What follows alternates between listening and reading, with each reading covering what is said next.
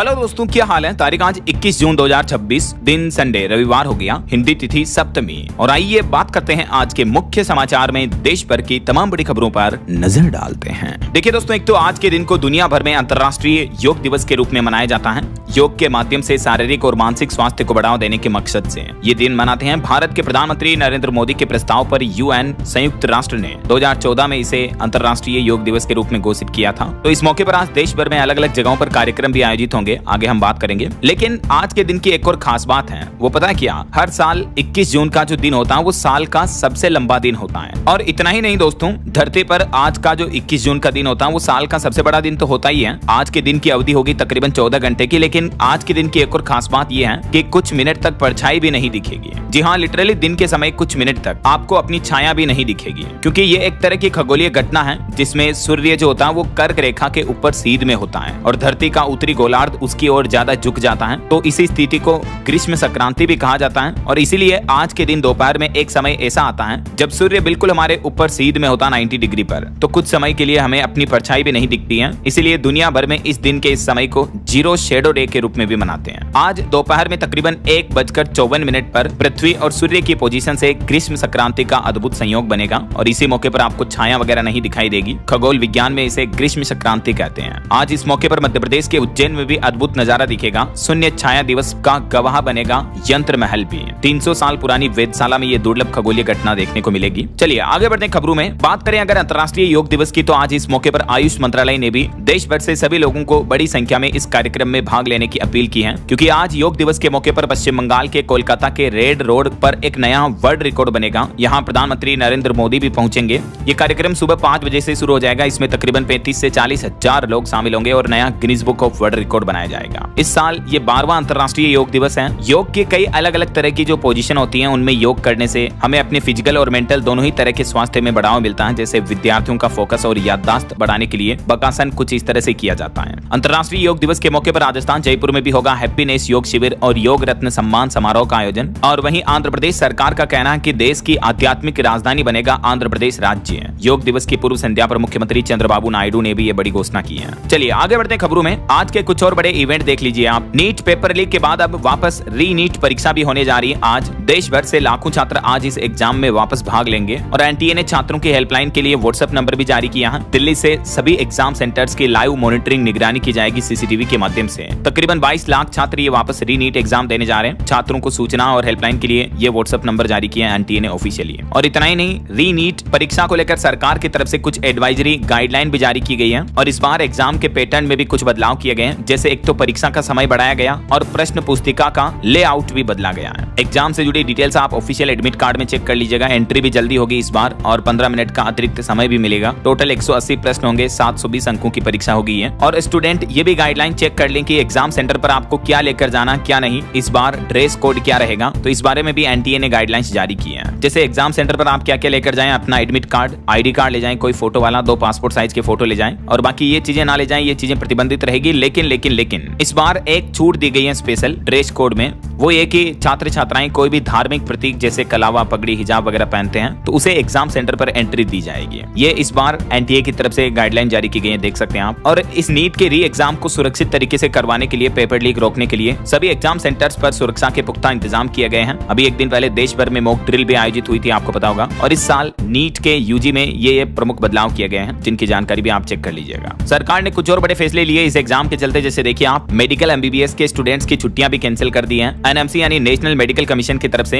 आज देश भर के सभी मेडिकल कॉलेज में पढ़ने वाले एमबीबीएस स्टूडेंट की छुट्टियां कैंसिल कर दी हैं 21-22 तारीख तक के लिए। और देखिए नीट परीक्षा से पहले कई जगहों पर गड़बड़ियां भी देखने को मिली। मध्य प्रदेश के महू में एक एग्जाम सेंटर से सीसीटीवी कैमरे भी चोरी कर लिए गए। हालांकि 2 लोगों को गिरफ्तार कर लिया इस मामले में। और रेलवे की तरफ से भी खुशखबरी दी गई है। नीट परीक्षार्थियों के लिए पूर्व मध्य रेलवे ने बड़ा फैसला लेते हुए आज 21 जून को 9 स्पेशल ट्रेनें चलाने का ऐलान किया है। बिहार में भी आज 6 परीक्षा स्पेशल ट्रेनें चलेगी और उत्तर प्रदेश वगैरह कई राज्यों में नीट स्टूडेंट को बस किराए किराए में भी 50% छूट मिलेगी। आप एडमिट कार्ड दिखाकर ये छूट ले सकते हैं। चलिए अगला अपडेट देखिए। कॉकरोच जनता पार्टी ने दिल्ली के जंतर मंतर से इस बार नहीं हटने का ऐलान किया है। दिल्ली पुलिस ने प्रदर्शनकारियों से अपील की है कि आप अपना आंदोलन खत्म करें, लेकिन कॉकरोच जनता पार्टी ने देर रात तक भी अपना प्रदर्शन जारी रखा, जबकि दिल्ली पुलिस ने सिर्फ शाम तक की परमिशन दी थी। इस पार्टी के फाउंडर दीप के बोले कि शिक्षा मंत्री धर्मेंद्र प्रधान जब तक इस्तीफा नहीं देंगे हम तब तक नहीं हटेंगे। कॉकरोच जनता पार्टी के प्रदर्शनकारियों ने दिल्ली पुलिस से यह प्रदर्शन का समय बढ़ाने की भी मांग की। हालांकि दिल्ली पुलिस ने इस मांग को ठुकरा दिया, लेकिन बावजूद उसके देर रात तक युवाओं का विरोध प्रदर्शन देखने को मिला। चलिए रेलवे से एक और अपडेट है। राजस्थान और बिहार के बीच भी नई ट्रेनें दौड़ेगी। आज 21 जून से शुरू होगी खातीपुरा दरभंगा अमृत भारत एक्सप्रेस ट्रेन भी। ये सप्ताह में 6 दिन चलेगी। वहीं भारतीय नौसेना को मिलेगी 3 स्वदेशी ताकतवर पोत। आज 21 जून को कोलकाता में इनका कमीशन होगा। और इस बार योग दिवस पर यूपी में भी नया रिकॉर्ड बनाया जाएगा। 1.5 करोड़ से भी ज्यादा स्कूली बच्चे स्कूलों में योगाभ्यास करेंगे अंतर्राष्ट्रीय योग दिवस के मौके पर। और आज रविवार को मुख्यमंत्री योगी आदित्यनाथ भी हमीरपुर आएंगे। यहाँ 636 करोड़ की 75 परियोजनाओं का लोकार्पण और शिलान्यास करेंगे। वहीं मौसम विभाग ने भी अलर्ट जारी किया। आज 21 जून से अगले 13 घंटों के दौरान 23 राज्यों में भारी बारिश आंधी तूफान का अलर्ट है। 90 किलोमीटर प्रति घंटा की रफ्तार से आंधी तूफान हवाएं भी चलेगी, तो सावधान रहें। आगे मैं आपको बताऊंगा और भी पूरे मौसम समाचार विस्तार से हैं। चलिए फिलहाल आगे बढ़ते हैं खबरों में। देखिए अमेरिका ईरान जंग पर एक बार फिर से बड़ी खबर आ रही कि ईरान ने हॉर्मुज रूट को वापस बंद कर दिया। आज स्विट्जरलैंड के जिनेवा में वार्तालाप होनी है वापस रविवार से। दोनों पक्षों ने इस बात की तो पुष्टि की है, लेकिन ईरान का कहना है कि इजराइल की हरकतों से खफा होकर ईरान ने ये फिर से हॉर्मुज रूट बंद करने का फैसला किया है। बात कुछ यूं है कि सीजफायर के बावजूद भी इजराइल लेबनान पर हमले लगातार कर रहा है। पिछले 12 घंटों में 16 लोगों की मौत हो गई। रिपोर्ट सामने आ रही कि ईरान से शांति समझौते पर बातचीत के लिए अमेरिकी दूत स्विट्जरलैंड के लिए भी रवाना हो चुके हैं, लेकिन ईरान ने इजराइल की इन युद्ध की हरकतों को देखते हुए हॉर्मुज स्ट्रेट को फिर से बंद कर दिया है। ये 16 लोगों की मौत के बाद फैसला लिया। और हालात इतने गंभीर होने के बावजूद भी इजराइल के प्रधानमंत्री बेंजामिन नेतन्याहू बोले कि अटैक जारी रहेगा। अब तो इन अंतर्राष्ट्रीय युद्ध के हालातों की चर्चा हमारे देश की राजनीति में भी होने लगी। देखिए दिल्ली में विपक्ष कांग्रेस का कहना है कि पूरा लेबनान जलना चाहिए। एक इजरायली मंत्री के आपत्ति भरे बयान के बाद कांग्रेस भड़क गई और सरकार की चुप्पी पर भी निशाना साधा। ऐसे में सवाल ये कि क्या समीकरण वापस बदलेंगे, क्योंकि यूएस ईरान शांति समझौते के बाद आज जिनेवा में वापस मंथन होगा। अमेरिकी दल ऑलरेडी स्विट्जरलैंड पहुंच चुका है, लेकिन ईरान से विदेश मंत्री अरागची आते हैं या नहीं, इस बात पर अभी भी संशय बरकरार है। अगर ईरान से कोई भी दूत नहीं आता स्विट्जरलैंड में बातचीत करने के लिए, तो फिर हो सकता है कि अमेरिका ईरान का शांति समझौता भी वापस रद्द हो जाए। वहीं ईरान के नए सुप्रीम लीडर मुज्तबा खामेनेई के बयान पर भी अमेरिका के राष्ट्रपति डोनाल्ड ट्रंप भड़क गए। उन्होंने कहा कि मैं बेताब नहीं था इस समझौते के लिए। वो बोले कि अब तो ईरान को एक फूटी कोड़ी भी नहीं मिलेगी मुआवजे के रूप में, क्योंकि ईरानी सुप्रीम लीडर ने कहा था कि अमेरिका मजबूर हुआ और ये समझौता किया, तो उनके इसी बयान पर ट्रंप भड़क गए। और वहीं खबर देखिए, डोनाल्ड ट्रंप ने अपना नया विमान एयरफोर्स 1 भी दिखाया। कहा कि यह उड़ता हुआ व्हाइट हाउस है, ऐसी लग्जरी कहीं नहीं है। कतर ने ये विमान पिछले साल अमेरिका के राष्ट्रपति को गिफ्ट किया था, तो ये विमान भी रिवील किया ट्रंप ने। चलिए आगे बढ़ते खबरों में। देखिए आप सोना चांदी के भाव पर अपडेट आ रहा है, क्योंकि आज संडे है, रविवार है, तो मैं आपको साप्ताहिक रेट बता देता हूँ। बीते सप्ताह भर के दौरान सोने चांदी दोनों में बड़ी गिरावट देखने को मिली है। चांदी की कीमत लगभग 10,500 रुपए तक कम होकर अभी 2,32,000 रुपए प्रति किलो चल रही है। और सोना भी सप्ताह भर में 2830 रुपए सस्ता हुआ। और अभी गोल्ड का प्राइस 1,45,000 रुपए प्रति 10 ग्राम 24 कैरेट प्योर गोल्ड का रेट चल रहा है। बाकी अलग अलग कैरेट के हिसाब से तो प्राइस आप देख ही सकते हैं स्क्रीन पर। चलिए बड़ी खबर देखिए, AI यानी आर्टिफिशियल इंटेलिजेंस से बेरोजगारी नहीं बल्कि वर्कर्स की शॉर्टेज होगी। अमेज़न के फाउंडर जेफ बेजोस ने यह बड़ा दावा किया है AI से नौकरियां जाने के मुद्दे पर। वो बोले कि पानी की कमी से रुक सकती है AI की रफ्तार, क्योंकि हाल ही में मैंने आपको एक रिपोर्ट बताई थी कि AI सर्वर्स के लिए भारी भरकम पानी की जरूरत होती है, राइट। बाकी AI की वजह से नौकरियां जाने और बेरोजगारी के मुद्दे पर अमेज़न के फाउंडर का यह कहना है कि नौकरियां खत्म होने के बजाय और नए रोजगार के अवसर पैदा होंगे। टेक्नोलॉजी इनोवेशन की रफ्तार बढ़ाएगी ऐसा। चलिए खबर देखिए, प्रधानमंत्री नरेंद्र मोदी ने ओडिशा में 47,600 करोड़ रुपए की विकास परियोजनाओं का उद्घाटन और शिलान्यास किया। और उड़ीसा में लगभग ये 47,500 करोड़ के प्रोजेक्ट्स लॉन्च करने के साथ ही उड़ीसा के पहाड़पुर, जहां राष्ट्रपति द्रौपदी मुर्मू का ससुराल है, वहां भी गए पीएम मोदी और यहां गांव को सोलर विलेज बनाने का भी ऐलान किया। उड़ीसा के बाद पीएम नरेंद्र मोदी ने पश्चिम बंगाल का दौरा किया और बंगाल से प्रधानमंत्री किसान सम्मान निधि योजना की 23वीं किस्त भी जारी की। देश भर के किसानों को 18,880 करोड़ रुपए ट्रांसफर किए। इस योजना के तहत 2,000 रुपए की 3 किस्तें देती है सरकार सालाना। वहीं पश्चिम बंगाल में पीएम मोदी ने प्रधानमंत्री फसल बीमा योजना की भी शुरुआत कर दी, जो कि इतने सालों तक बंगाल में जब तक टीएमसी की सरकार थी तब तक ये केंद्र सरकार की योजना लागू नहीं थी।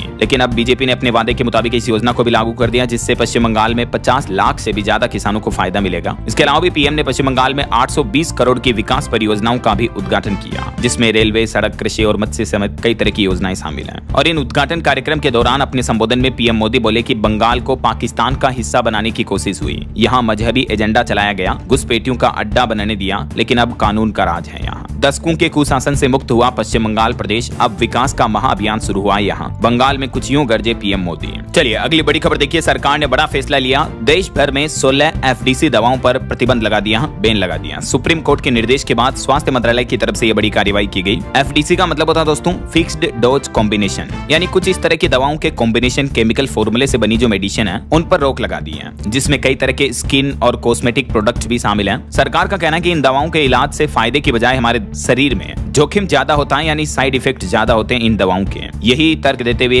केंद्र सरकार के स्वास्थ्य मंत्रालय की तरफ से ये कई तरह की कॉस्मेटिक और अन्य दवाओं पर बैन लगा दिया, प्रतिबंध लगा दिया। किन किन दवाओं पर, ये लिस्ट भी आप देख सकते हैं स्क्रीन पर। और हाल ही में आपको पता होगा कफ सिरप से जुड़े भी सरकार ने नए नियम लागू किए। अब बिना डॉक्टर के प्रिस्क्रिप्शन यानी डॉक्टर की पर्ची के बिना कोई भी मेडिकल स्टोर वाले कफ सिरप भी नहीं बेच पाएंगे। मध्य प्रदेश में जो 26 बच्चों की मौत हुई थी कुछ महीनों पहले, उसके बाद अब सरकार ने ये भी नया नियम लागू कर दिया है ना। चलिए खबर देखिए, हिमाचल प्रदेश सरकार ने जो हाल ही में एंट्री टैक्स लगाया था, तो इस मुद्दे पर भी अब काफी बवाल मचने लगा है। 125 रुपए वसूलने पर हंगामा हुआ। मनाली हाईवे पर कई किलोमीटर लंबा जाम भी लग गया, जहां एक एम्बुलेंस भी फंस गई। और भारत के वैज्ञानिकों की अनोखी खोज देखिए, माइटोकॉन्ड्रिया से हासिल हो सकेगा अब डीएनए। नई तकनीक से लेस हुई यूपी आगरा की फोरेंसिक लैब। उत्तर प्रदेश के 3 शहरों में भी ये सुविधा मिलेगी यहाँ।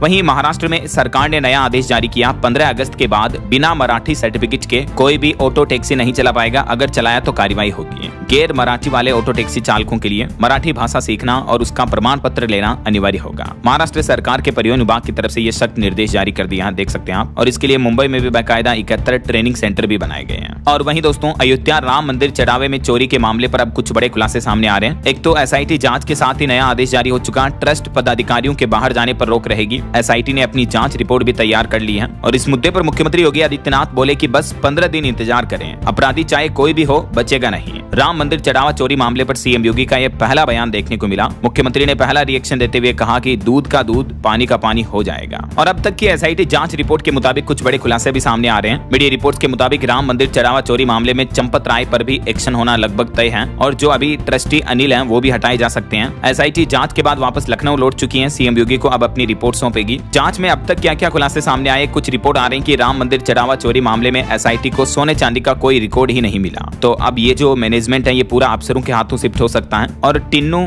इस मामले में काफी चर्चा का विषय बना हुआ है, उससे लंबी पूछताछ वापस हो सकती है। अयोध्या में एसआईटी ने पूछा कि राम को चढ़ाए हुए हार चरण पादुका किसे दिए गए, तो महंत बोले कि हमने टिन्नू को दिए थे। चांदी की ईंट देने वाले कारोबारी ने भी अपनी सच्चाई बताई। और कई लोगों का कहना है कि टिन्नू को ये चढ़ावे की चीजें दी गई, लेकिन उन्होंने किसी को कोई रसीद वगैरह नहीं दी। 60 किलो चांदी की ईंटों का भी कुछ पता नहीं, ये वो चांदी की ईंटें हैं जो दान की गई थी। और एक बड़ा दावा ये भी किया जा रहा है कि सोने चांदी की तकरीबन 1250 श्री राम की शिलाएं गायब हैं। सबसे महंगी एक शिला तो मॉरिशस से आई थी, और मुंबई के एक व्यापारी ने भी हीरे जड़ी शिला दान दी थी, लेकिन ये सब कुछ चीजें गायब है राम मंदिर से। देखिए आप, यानी चोरी का जो शुरुआती मामला लग रहा था, घोटाला उससे कई गुना बड़ा हो सकता है। और एक पता ये चला दोस्तों कि अयोध्या में एक और तरीके से चंदा चोरी की गई। सीताराम रसोई के नाम से भी एक नया ट्रस्ट बनाया था, और ये ट्रस्ट श्रद्धालुओं से चंदा ऑनलाइन लेते थे। इसके लिए वेबसाइट और सोशल मीडिया पेज भी बनाया गया, तो इसका भी स्कैम सामने आ रहा है। तो राम मंदिर चढ़ावा विवाद पर तकरीबन 6 दिन जांच करने के बाद अब एसआईटी लखनऊ रवाना हुई और मुख्यमंत्री योगी आदित्यनाथ को रिपोर्ट सौंप चुकी है। तो अब कई बंद राज खुलेंगे, देखते हैं इसमें क्या कुछ खुलासे सामने आते हैं, मैं आपको बता दूंगा अपडेट। फिलहाल देखिए कुछ पॉलिटिक्स की खबरें। पश्चिम बंगाल में टीएमसी नेता जहांगीर खान की पत्नी को भी गिरफ्तार किया गया। समर्थकों के साथ फालता थाने पर हमले करने का आरोप है इन पर। पुलिस ने पति से कान पकड़कर परेड भी करवाई थी। इनके पति की तस्वीरें भी आप देख सकते हैं। वहीं अभिषेक बनर्जी के पहुंचने से पहले कोलकाता एयरपोर्ट पर भी काफी बवाल मचा। टीएमसी और बीजेपी कार्यकर्ताओं में मारपीट देखने को मिली। टीएमसी के 3 बैंक अकाउंट भी फ्रीज कर लिए गए, जिसमें 440 करोड़ रुपए जमा है। क्योंकि एक्चुअली पश्चिम बंगाल में ये नया घोटाला सामने आ रहा, 440 करोड़ का फंड वॉर। बागी विधायकों की शिकायत से सियासी भूचाल मच गया, और अभी टीएमसी के कुछ बैंक अकाउंट को सीज करके 450 करोड़ के लगभग फंड भी ब्लॉक कर दिया गया है। और वहीं खबर है, भारत सरकार में सचिव विवेक अग्रवाल FATF के उपाध्यक्ष बने। 1994 बैच के IAS रहे हैं ये। FATF दुनिया भर में मनी लॉन्ड्रिंग और आतंकी फंडिंग पर नजर रखने वाली संस्था है, जिसके उपाध्यक्ष बने हैं ये। तो भारत को ये अंतर्राष्ट्रीय स्तर पर बड़ी उपलब्धि मिली है। और खबर आ रही कि भरत तिवारी एनकाउंटर केस की भी न्यायिक जांच होगी। बिहार के मुख्यमंत्री सम्राट चौधरी ने नया आदेश जारी किया।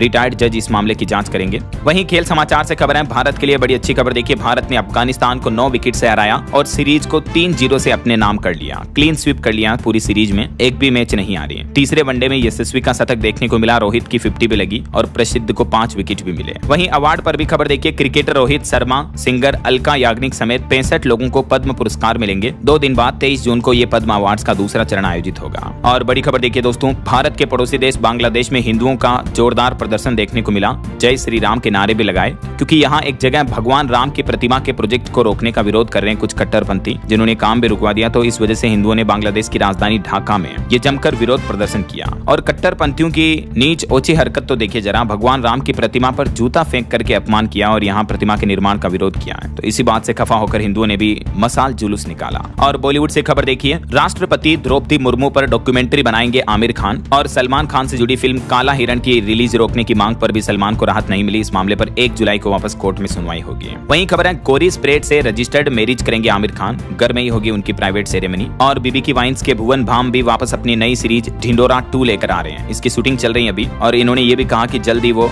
समय रैना के शो इंडियाज गॉट टैलेंट के सीजन 2 में भी आएंगे। वैसे ये सीजन 2 का एपिसोड नेटफ्लिक्स और यूट्यूब दोनों पर ही रिलीज हो चुका है। चलिए ऑटो इंडस्ट्री से खबर देखिए, बुलेट बनाने वाली company Royal Enfield Flying Flea C6 की डिलीवरी बेंगलुरु में शुरू हो चुकी है। और टेक जगत से खबर है, मोटोरोला एज 70 फ्यूजन का नया वेरिएंट लॉन्च किया कंपनी ने। इसकी शुरुआती कीमत 36,999 है। वहीं गूगल कंपनी ने अमेरिका में पेश किया सर्च एजेंट, जो कि बैकग्राउंड में 24 घंटे आपके लिए काम करता रहेगा और अपडेट्स पर तुरंत अलर्ट भी करेगा। जैसे कोई प्रोडक्ट स्टॉक में आते ही आपको अपडेट मिल जाएगा, फ्लाइट सस्ती होते ही नोटिफिकेशन मिल जाएगा, खबरों के अपडेट भी लगातार देता रहेगा, एग्जाम वगैरह से जुड़े प्रॉपर्टी या रेंट पर घर लेने वालों की भी मदद करेगा। तो ये सर्च एजेंट ऑटोमेटिकली बैकएंड में आपके लिए काम करता रहेगा सारे ऐसा। और महिलाओं से जुड़ी एक चौंकाने वाली रिसर्च सामने आ रही है कि मानसूनी सीजन में अक्सर महिलाओं में यूटीआई का खतरा रहता है। हालिया साइंस रिसर्च के मुताबिक जून से लेकर सितंबर के बीच 10% तक बढ़ जाते हैं यूटीआई के मामले। यूटीआई यानी महिलाओं में यूरिनरी ट्रैक्ट इन्फेक्शन के केस अक्सर बढ़ जाते हैं मानसूनी सीजन में, यानी इसका खतरा बढ़ जाता है। तो माताएं बहनें जरा सावधान रहें। अमेरिकन कॉलेज ऑफ यूनिवर्सिटी के वैज्ञानिकों की शोध में ये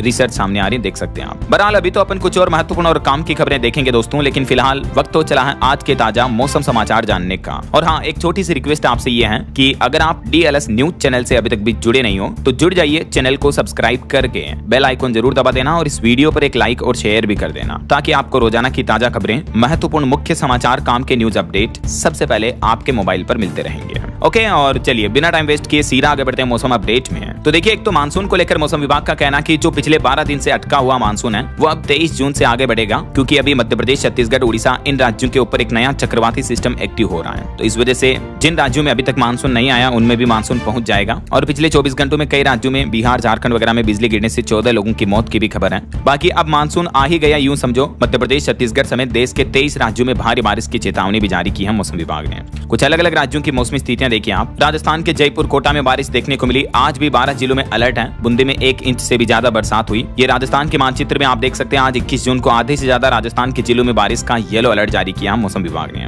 और यही बारिश का सिलसिला 22-23 जून तक भी जारी रहेगा कुछ कुछ जिलों में। वहीं मध्य प्रदेश की बात करें तो भोपाल, इंदौर, धार, उज्जैन समेत कई जिलों में बारिश देखने को मिली। 2.5 इंच तक पानी भी गिरा। और मध्य प्रदेश में भी आज 21 जून को आधे से ज्यादा जिलों में बारिश की चेतावनी है। ये जहां जहां ब्लू कलर का जोन आप देख पा रहे इन जिलों में बारिश का अलर्ट है। कल 22 जून को भी और परसों 23 जून को भी एमपी के अधिकांश जिलों में बारिश जारी रहेगी। और बिहार में देखिए, पड़ोसी देश नेपाल में बारिश होने की वजह से बिहार में बाढ़ का खतरा अभी से बढ़ने लगा। किशनगंज में तो मेची नदी उफान पर चल रही है। इस वजह से 100 एकड़ इलाके में पानी भर गया, कई गांव भी डूब गए। अभी से ही बिहार में हालात काफी गंभीर चल रहे हैं। अभी भी मौसम विभाग ने 32 जिलों में भारी बारिश का येलो अलर्ट जारी किया बिहार में। वहीं हरियाणा में देखिए, फतेहाबाद में तेज हवा के साथ बारिश हुई। 4 जिलों में मौसम भी बदलेगा। 50 किलोमीटर की रफ्तार से तेज आंधी तूफान हवाएं भी देखने को मिलेगी। और छत्तीसगढ़ में देखिए, शक्ति में बिजली गिरने से एक 6ठी क्लास की छात्रा की मौत हो गई, जो घर के बाहर ही खेल रही थी। छत्तीसगढ़ राज्य में भी अगले 2 दिन आंधी बरसात का अलर्ट रहेगा। वहीं झारखंड की राजधानी रांची समेत कई जिलों में गरज चमक के साथ तेज बारिश की चेतावनी। अगले 5 दिन तक पूरे झारखंड राज्य में झमाझम बारिश की संभावना रहेगी।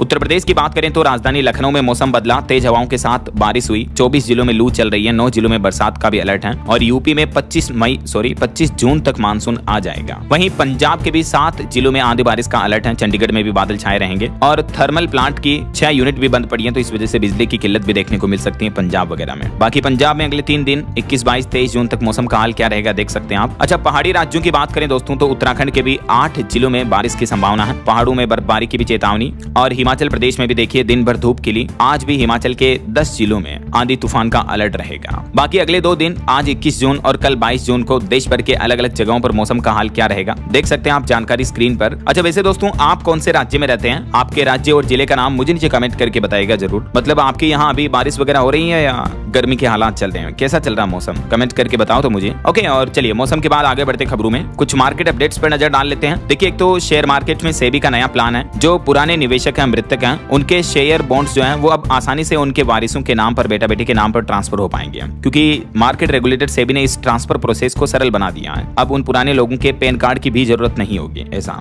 हाल ही में सेबी की बोर्ड मीटिंग हुई और इसमें लिमिट को भी दुगना कर दिया और भी ये कुछ फैसले लिए गए हैं। देख सकते हैं आप नई प्रोसेस के तहत 5 ये बड़े बदलाव किए गए हैं। वहीं निवेशकों के लिए खबर है, अद्वैत ज्वेल्स का आईपीओ 23 जून से खुलेगा, 138 रुपए प्रति शेयर प्राइस बैंड तय हुआ है। और खबर देखिए राजस्थान में सार्वजनिक परिवहन का नया अध्याय शुरू हुआ। मुख्यमंत्री भजनलाल शर्मा ने जयपुर और भीलवाड़ा जिले को 50 अत्याधुनिक इलेक्ट्रिक बसों की सौगात दी है। बीते दिन राजस्थान के ये जिलों में इलेक्ट्रिक बसों को हरी झंडी दिखाई मुख्यमंत्री भजनलाल शर्मा ने। तस्वीरें आप देख सकते हैं, जयपुर में 29 बसें शुरू हुई और भीलवाड़ा में भी 18 इलेक्ट्रिक बसें शुरू हुई है। और एक बड़े हादसे की खबर देखिए दोस्तों, महाराष्ट्र के परभणी में बड़ा हादसा हो गया। यहाँ एक निर्माणाधीन मंदिर की छत गिर गई, हादसे में कई लोगों की मौत हो गई। इस घटना पर प्रधानमंत्री और मुख्यमंत्री ने भी दुख जताया। अभी तक की रिपोर्ट के मुताबिक 7 लोगों की मौत की खबर है। यहाँ महाराष्ट्र के परभणी में एक हनुमान मंदिर की छत गिर गई, 25 से ज्यादा लोग घायल हो गए। ईश्वर मरने वालों की आत्मा को शांति दे। और कुछ बड़े अंतर्राष्ट्रीय न्यूज अपडेट देखिए। संयुक्त राष्ट्र में इजरायली राजदूत ने यूएन अफसर को फटकारा। यौन हिंसा से जुड़ी रिपोर्ट में इजरायल का नाम आने से वो नाराज थे। वहीं पाकिस्तान में 2 बड़े बम धमाके हुए जिसमें 7 लोगों की मौत हो गई। और बेल्जियम ने भी भारत को खास ऑफर दिया, एलएसी पर बढ़ेगी सेना की ताकत, टैंक टरेन से चीन भी परेशान होता है। और एक चौंकाने वाली रिपोर्ट तो ये देखिए कि कोरोना के लिए एक अमेरिकी वैज्ञानिक ने फंडिंग की थी। अमेरिका के पूर्व खुफिया प्रमुख तुलसी गबार्ड ने कहा कि डॉक्टर फोची ने कसम खाकर झूठ बोला और उन्होंने ये गंभीर आरोप लगाए हैं। कुछ खुफिया दस्तावेज जारी करने का भी दावा किया है कि कोरोना पर रिसर्च के लिए फंडिंग की थी, जिसमें किसी वायरस को जानबूझकर लैब में डेवलप किया जाता है, ज्यादा खतरनाक बनाया जाता है बायोवार के लिए। भविष्य में इस तरह के वायरस के जरिए हमले होंगे ऐसा। और इधर ईरान ने हॉर्मुज स्ट्रेट फिर से बंद कर ही दिया। तो आज जेनेवा में स्विट्जरलैंड में क्या कुछ बातें चितें होती हैं, अपडेट्स में आपको बता दूंगा दिन में। वहीं अमेरिकी राष्ट्रपति डोनाल्ड ट्रंप और इटली की पीएम मेलोनी के बीच भी बातों की तकरार देखने को मिल रही है। मेलोनी ने ट्रंप को फटकार लगाते हुए कहा कि मेरी लोकप्रियता में आपकी दोस्ती से कोई मदद नहीं मिली है और मुझे मदद चाहिए भी नहीं। और अमेरिका के राष्ट्रपति डोनाल्ड ट्रंप ने एक बार फिर से पीएम मोदी की तारीफ करते हुए कहा कि वो सख्त शख्सियत वाले महान नेता हैं। तो ये कुछ अंतर्राष्ट्रीय माहौल चल रहा है। और चलिए आगे बढ़ते हैं खबरों में। देखिए आप अगला अपडेट, गुजरात में इलेक्ट्रिक वाहनों पर अब आरटीओ टैक्स बिल्कुल 0 लगेगा, सब्सिडी भी दुगुनी मिलेगी। ईवी व्हीकल्स को बढ़ावा देने के लिए गुजरात सरकार की तरफ से ये बड़ी घोषणाएं की गई हैं। और हेल्थ को लेकर एक और चौंकाने वाली रिपोर्ट सामने आ रही है कि नींद की कमी तो खतरनाक होती ही है, लेकिन बहुत ज्यादा नींद लेना भी स्वास्थ्य के लिए हानिकारक हो सकता है। हालिया वैज्ञानिकों की रिसर्च के मुताबिक हमें कम से कम 7 से 9 घंटे की पर्याप्त नींद तो लेनी चाहिए, लेकिन 9 घंटे से ज्यादा सोना एक समस्या का संकेत हो सकता है। ज्यादा सोने से क्या क्या दिक्कत हो सकती है ये देख सकते हैं साइंस रिसर्च के कुछ पॉइंट्स भी।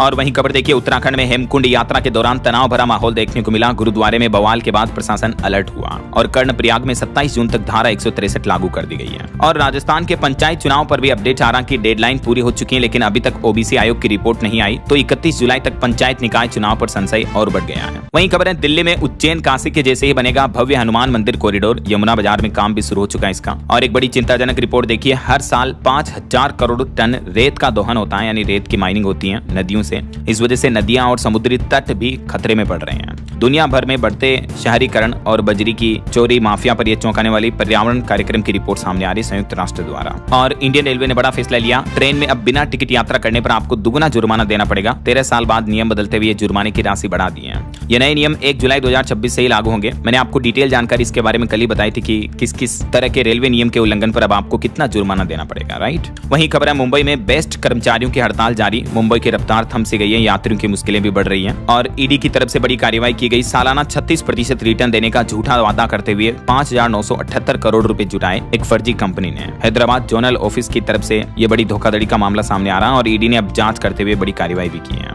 वहीं खबर है, बिहार में प्रमंडल स्तर पर बनेंगे श्रम सेवा सुविधा केंद्र। 6,84,000 से भी ज्यादा प्रवासी श्रमिकों का डेटा बैंक तैयार कर लिया बिहार सरकार ने। दिल्ली हाईकोर्ट का एक बड़ा फैसला देखिए कि लड़ाई के दौरान ये बात कहना हत्या का इरादा नहीं हो सकता है। एग्जैक्टली यही स्टेटमेंट देते हुए हाईकोर्ट ने 22 साल पुराने केस में एक आरोपी को राहत दी और कहा कि ये कोई हत्या का इरादा नहीं है ऐसा। और हरियाणा में भी नियम बदल चुके हैं। अब जमीन की अदला बदली के लिए सरकार की मंजूरी लेनी पड़ेगी, बिना एनओसी के रजिस्ट्री नहीं होती है। शहरों से सटे क्षेत्रों में स्पेशली हरियाणा सरकार ने नया कानून लागू कर दिया है। वहीं अनुकंपा आधार पर नियुक्ति के लिए भी न्यूनतम योग्यता होना जरूरी है। हिमाचल हाईकोर्ट की तरफ से याचिका खारिज करते हुए यह महत्वपूर्ण टिप्पणी की गई कि अनुकंपा नियुक्ति पर भी अगर किसी को नौकरी मिलती है तो कम से कम उस नौकरी के लिए एलिजिबिलिटी यानी मिनिमम योग्यता होनी ही चाहिए ऐसा। और खबर है दोस्तों, चंडीगढ़ में बन सकेगी अब 10 मंजिला वाली लंबी ऊंची इमारतें। मास्टर प्लान से शहर की तस्वीर बदलेगी। अगले सप्ताह गृह मंत्री अमित शाह इस प्लान को लेकर बैठक भी करेंगे। वहीं जम्मू कश्मीर में भी अब हर सरकारी निर्माण के लिए आर्किटेक्ट संगठन की सेवाएं अनिवार्य होगी। एनओसी के बिना निजी फर्म भी बैन रहेगी। जम्मू सरकार की तरफ से आदेश जारी किया है।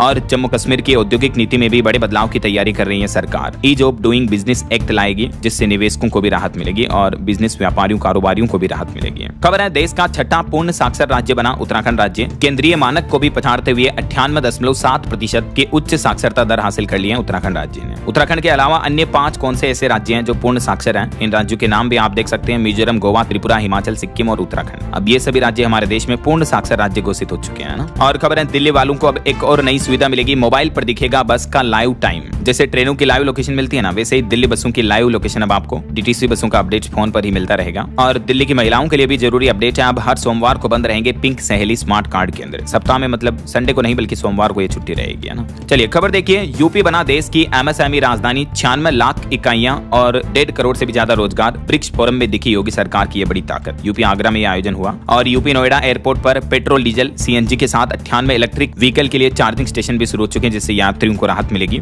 और यूपी के सरकारी मेडिकल कॉलेजों को भी जल्द ही मिलेंगे 2908 नए डॉक्टर। यूपी सरकार ये प्लान कर रही है। और वहीं यूपी अयोध्या की 84 कोसी परिक्रमा भी अब और सुगम हुई। 20.5 करोड़ से संवरे 6 प्रमुख आश्रम भी हैं। उत्तर प्रदेश में आयुष्मान कार्ड धारकों को भी योगी सरकार ने बड़ी राहत दी है। अब आपको लखनऊ का चक्कर नहीं लगाना पड़ेगा, बल्कि आपके ही जिले में आयुष्मान कार्ड से जुड़ी सुविधाएं मिल जाएगी। इस बारे में यूपी के सभी मुख्य चिकित्सा अधिकारियों और सभी जिला प्रशासन को योगी सरकार ने आदेश भी जारी कर दिया। चलिए कुछ और स्टेट न्यूज अपडेट देख लेते हैं फटाफट से। देखिए, राजस्थान के चित्तौड़गढ़ में सांवलिया सेठ को 32 करोड़ 59 लाख का नया चढ़ावा आया और राजस्थान बोर्ड के नए अध्यक्ष बने हनुमान सिंह राठौड़। वहीं छत्तीसगढ़ के जंगलों से मिलेगी राजस्थान को बिजली। 90 लाख टन कोयले की कमी दूर होगी। ये जयपुर को 1.5 साल रोशन करने जितना कोयला होगा। और मध्य प्रदेश को भी मूंग खरीदी की मंजूरी का ऐलान कर दिया। एमएसपी पर केंद्रीय कृषि मंत्री शिवराज सिंह चौहान बोले कि एमपी रायसेन की 31 नई सड़कें भी स्वीकृत होगी। वहीं छत्तीसगढ़ में इंडिया नहीं बल्कि भारत लिखेगी अब छत्तीसगढ़ की सेंट्रल यूनिवर्सिटी। अपने डॉक्यूमेंट्स, दस्तावेज, डिग्री, मार्कशीट वगैरह में भी ये बदलाव किया जाएगा। वहीं झारखंड को 7600 करोड़ रुपए मिले। 31 अगस्त तक सरकारी मीटरों को प्रीपेड करने का निर्देश दिया सरकार ने। और झारखंड राज्य से एक चौंकाने वाली रिपोर्ट आ रही कि 32 लाख से भी ज्यादा लोगों में सिकल सेल जीन की समस्या है, तो समय पर जांच करवाने से बीमारी रुक जाएगी। स्वास्थ्य विभाग की तरफ से ये रिपोर्ट जारी की गई। और झारखंड में ग्रामीण क्षेत्रों में जमीन के रेट भी 10% तक बढ़ेंगे। 1 अगस्त से नई दर पर रजिस्ट्री करवाने का फैसला लागू करने जा रही है सरकार।